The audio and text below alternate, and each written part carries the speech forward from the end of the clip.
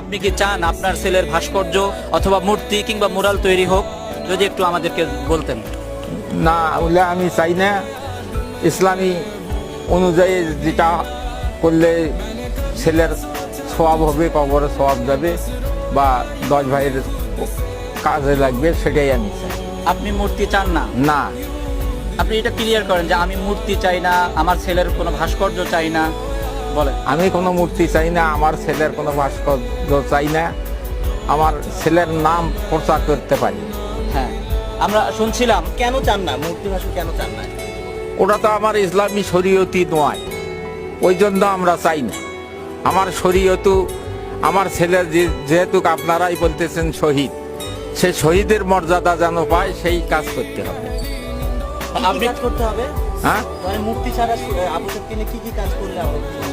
সড়ক নির্মাণ বা মসজিদ মুক্ত